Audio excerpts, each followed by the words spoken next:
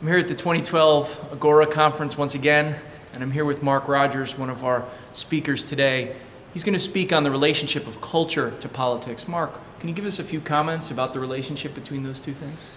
Yes, I worked on Capitol Hill for about 16 years, and you realize quickly while you're on the Hill that you legislate not in a vacuum, but in a context that people's views, their attitudes, their worldviews being shaped by forces, far outside of the political dynamics, debate, rhetoric, ads, etc. And so part of the discussion today will be kind of what are those cultural variables that shape worldview that affect politics. Now, in the midst of that, though, you still see a great deal of value in political engagement. I mean, Christians are absolutely essential to the integrity of the political process, and they are,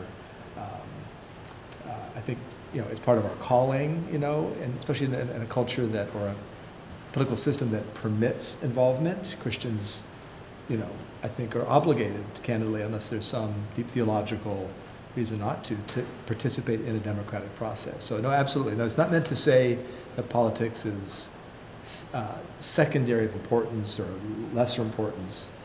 It's essential for Christians to be active citizens involved in the political process.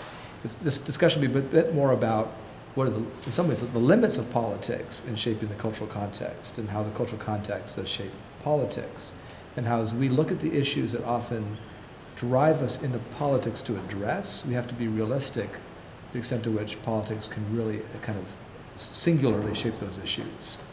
Were there times, as a person of deep Christian conviction, were there times where you felt a conflict between your political involvement and your Christian faith, or did those things function seamlessly, albeit complicatedly, together?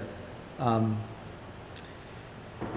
I mean, I think if you are looking for, as a believer, a clear one-to-one correlation between biblical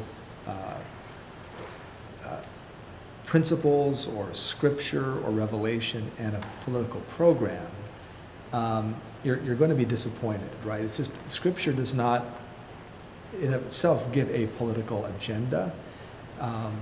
So the conflict won't come necessarily at what I call a prescriptive level, at a level of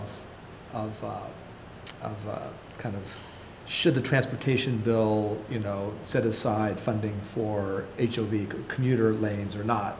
The conflicts will come at a principled level, typically. And at that kind of principled level, I never personally involved, myself on advocating issues that were at a principled level. So I never felt that tension.